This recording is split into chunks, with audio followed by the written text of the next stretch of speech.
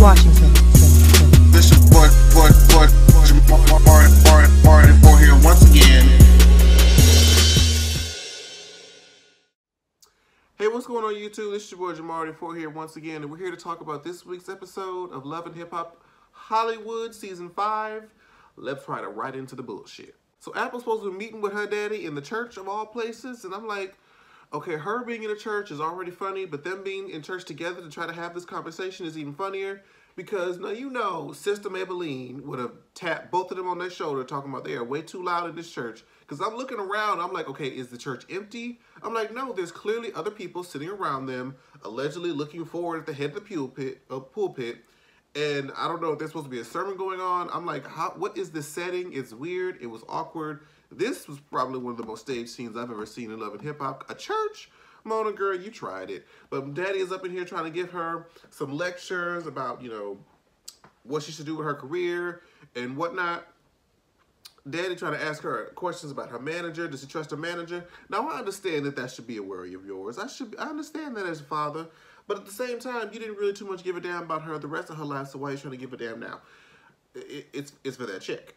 But he's trying to ask all these questions about who her manager is, what it, you know, blah, blah, blah, this, that, and the fourth. And she's trying to tell her, like, look, I mean, she's trying to work with me. She's trying to, you know, give me all this advice, this, that, and the fourth. But he's just sitting here not with it. But I'm like, okay, we're going to revisit this later.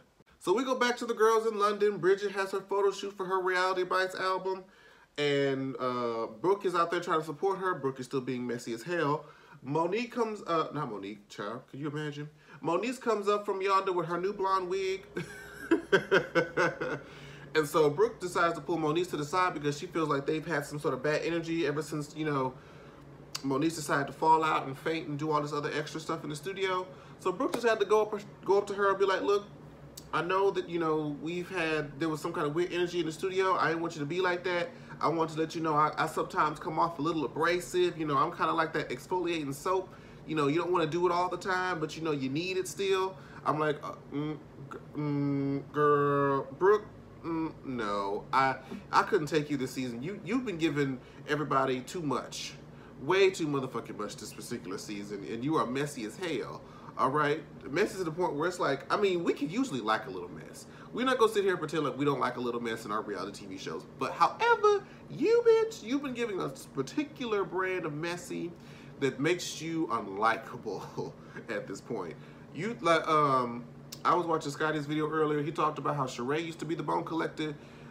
This bitch has an entire museum. Okay, Brooklyn has the entire museum of bones. All right. So anyway, she goes to her, she says, you know, I don't want there to be any beef between us, but I do want you to know that I did cut your song in the studio. And you can tell that Monique was pissed. You can clearly tell that Monique was pissed, but you know what? You can have it. I'm not even gonna worry about it. If I knew the song, or if I had a chance to learn the song, I would have did the song better than you. So they squashed their beef, but you can tell that Monique is still kind of giving her the side eye. So Jay Will decides to meet up with Mr. Ray to discuss what happened, you know, at the audition. He wants to come and apologize. And when he apologized, Mr. Ray tells him that LaBrittany ended up ditching the event to go off to somewhere in London. Now, of course, Jay Will and Miss LaBrittany recently had a little squabble back and forth where they called each other bitches and hoes and different color broke bitches and all that other kind of stuff. And so they're not cool no more, well, at least for now. So now he wants to, you know, take her spot since he didn't initially give Jay Will the gig. Okay, boom. But he says that he wants you to do it as Candy. So he's like, you know what? If you want candy, I'm going to give you candy. Now, I knew as soon as he said that, I knew he was going to pull some shady stuff. And in the confessional, when he talked about, I'm going to give you, he said something about shading his uneven eyebrows. Even though that was a cackle, I still, you know, felt a little personally attacked because, you know, I do makeup too. And I know that the struggle of eyebrows, of trying to get them things to look like sisters when they be looking like distant next door neighbors. I understand the struggle. But it was still funny. Next, we see Teairra and Moniece. They're at this gathering, one of the last stops in London, I guess. And for some reason, I do not understand Teairra. I haven't understood Teairra for quite many things, but this particular issue right here, I'm really lost and confused because she is literally arguing Moniece down, calling her all types of things, yelling at her about something that K. Michelle did with Akbar. Now, the things that are wrong with this, these are the things that are wrong with this. For one, Moniece personally did not do any of the things that you're mad about. That's one. You know, she said in the confessional a couple of times already, why am I being scrutinized for something that 2 other grown people did? I'm just saying. And then we get the fact that you're supposed to be over Akbar, allegedly, but you are so mad at K. Michelle for conversing with him on her live. You say that like K. Michelle reached out to Akbar and that Moniece should check K. Michelle for what you're doing to Teairra Marie. K. Michelle don't know you. She don't. Oh, she didn't. It's not like she fucked the man. Y'all, they saying it like they sleeping together. They probably just communicated. Like, Teairra, you bugging. And then, secondly, well, not secondly, but thirdly, whatever number the hell I'm on, and I may have mentioned this before, you are not going to tell me who I can and cannot be friends with.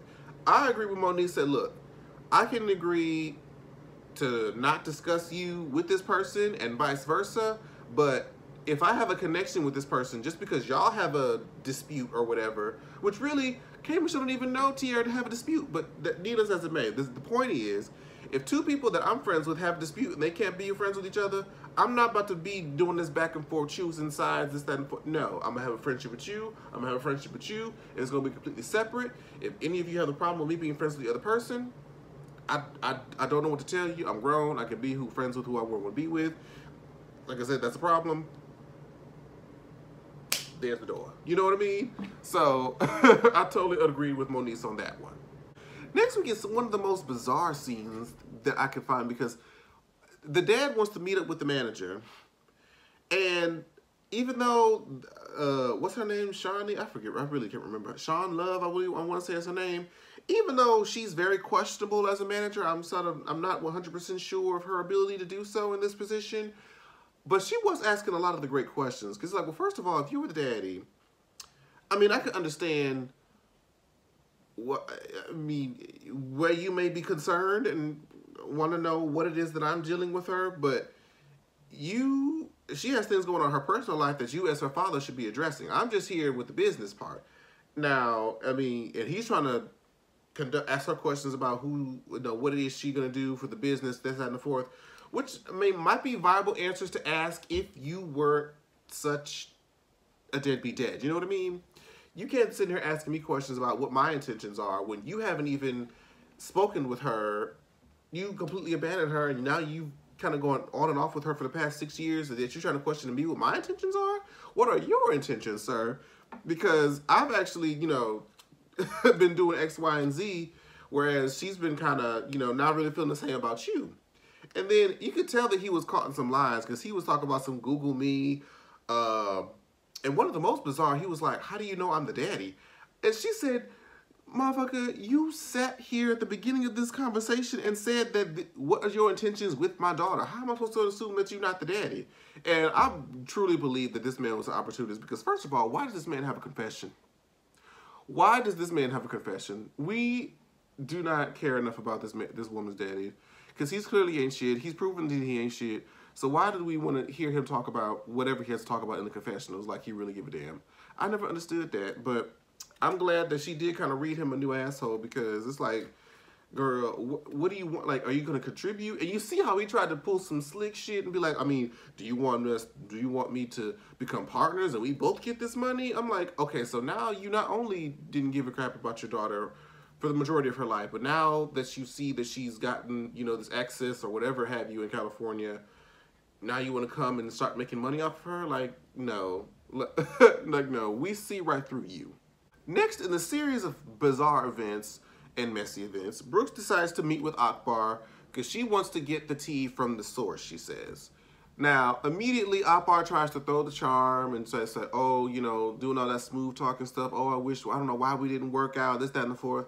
Brooke is like, look, we didn't have a chance because I wasn't about to sit here and try to audition for this girl group that you got going on.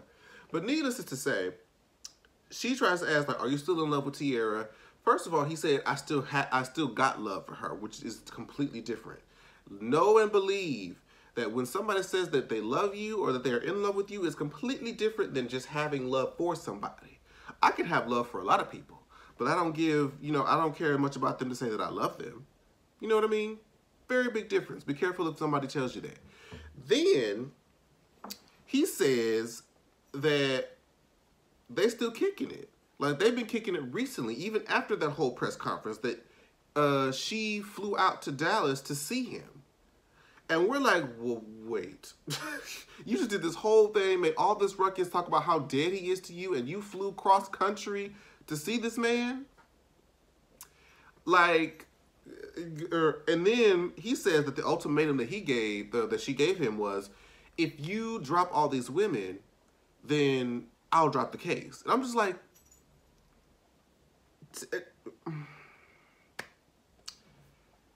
Teairra, there is a certain level of being digmatized. I don't know if that's what this is. I don't know if this is publicity. I don't know what this is, but I'm going to hope and pray that this is a lie. I'm going to hope and pray that it's hard to really claim that it's a lie, because in the very next scene, after Brooke done collected all these bones from Akbar, she meets up with K. Michelle and who was it? Was it Brooke? Who was she with? No, it was Moniece. K. Michelle, Moniece, and Brooke meet up together, and they talk about how she has the receipts of the plane ticket that Teairra used to go to Dallas to see Akbar. There's like, they show video of her being dropped off at the airport to go back to LA, kissing and whatnot. And this is supposed to be after she done did all this stuff, hired this expensive ass lawyer to defend her in this revenge porn case, and she out here doing these trips and shit to go see this man anyway. Child, Teairra. And then she gonna her and going against with Moniece, talking about K. Michelle. Like, I don't understand Teairra in this. I really am confused, baffled, bewildered, all the above at Teairra and this whole Akbar situation. Because it's like, if he did this to you, why are you responding this way? And I feel like, I don't remember if it was this episode or the preview for the next episode, where she talks about, well, what I do is my business. I'm like, that means that you lying, boo. That means that you lying, that none of this, I can't hardly trust any of the things that you're saying now. You know what I mean? Be that as it may, we move forward to when Kandi actually does show up at the Gay Pride event. She does her performance, she does all of this, but then she says, well, you know what? I just want to feel like, because we here at Pride, I just need to point out somebody that didn't allow J. Will to come up here and be his own person, Mr. Ray, this, that, and the fourth, blah, blah, blah. And Mr. Ray is like, oh, no, he didn't. I know this man that just called me out in front of all these people, talk about some, how come you gonna hold a Pride event and not let somebody come and be yourself and represent and blah, blah, blah, blah. Mr. Ray was like, look, we could do this outside, but we could do this for all these people. They get pulled to the side. She says, look, I don't know what it is that your issue was, but that was unprofessional as hell. And he said, J. Will's point was, it doesn't matter how long you've been doing this, how long you've been in this, this industry doing blah, blah, blah. It's supposed to be a Pride event. It's supposed to be inclusive. We're supposed to do blah, da, da, da, da. And granted that very well might be true. Here's the difference. He's thinking of in terms of business and just like event planning. Anybody can tell that in comparison to who we know Kandi as, if y'all are familiar with J. Will from YouTube, and the person who he kind of represented at the audition, be that as important as it may be, LA Pride isn't always the most receptive audience for material like that, in my opinion. Not in that setting. People that go to LA Pride are usually drunk. They're happy. They want to jump around. They want to feel carefree. They don't want to have to think too much about the music they hear in the audience. You know what I mean? Whereas Kandi is fun. She's free. She's liberated. All those other things that people like in a Gay Pride. And that's what's going to sell tickets to a Gay Pride event. So I understood Mr. Ray's point of view as well. It's just both of them have bad delivery. Both of them deliver their message poorly. And that's why there was a horrible communication, even though it was entertaining. Last scene we get is with Paris and K. Michelle. Now, if y'all know, if I remember back when K. Michelle talked about how she felt like Paris was a thief, how she stole all this money from her, this, that, and the fourth.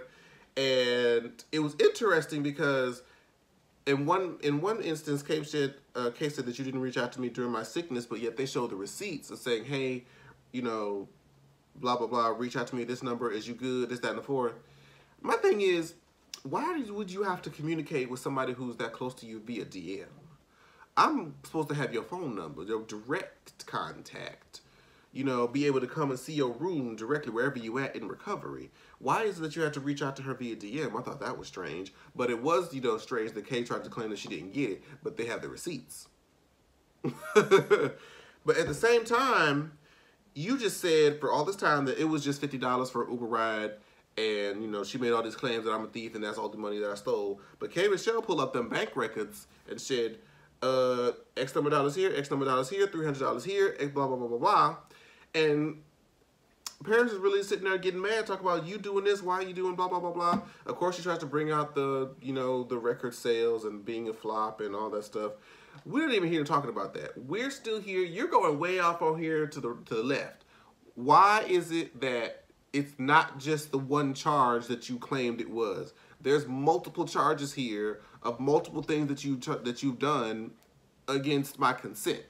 So it doesn't matter how small it, what it is, $15 here, $20 here, $80 here. That stuff adds up and still doesn't matter. It's just the fact that you took it without me asking. Now, had you asked each time and I said yes, that'd be different. We wouldn't have an issue. But the fact that you're trying to make it seem like, oh, all I did was $50. A person will take $50, they'll take $5,000. Okay, like she said, it's the principle of the thing. So it's not the fact that it's just that $50, just that the fact that you just saw it was okay to just keep on doing it, and then you threw a drink in her face. Now this is how I know that Kay Michelle has grown, because the old Kay Michelle, like in Love and Hip Hop Atlanta season 1 and 2, baby, would have been thrown down. She ain't really take too much drinks in her face, but I've seen Kay grow. I've seen Kay grow. So I guess this is the decimation of their friendship, and I'm just like, Paris, I've been pretty much annoyed with you as well this particular season. You walking around parts of London asking men if they circumcised was classless as fuck and problematic as hell. So I'm just done really too much here for you either.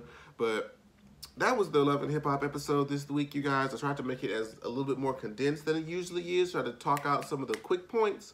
So let me know what you guys think in the comments below. Thank y'all so much for riding with me up until this point, and I'll see you guys in the next video. Bye-bye. Like, share, subscribe. Washington.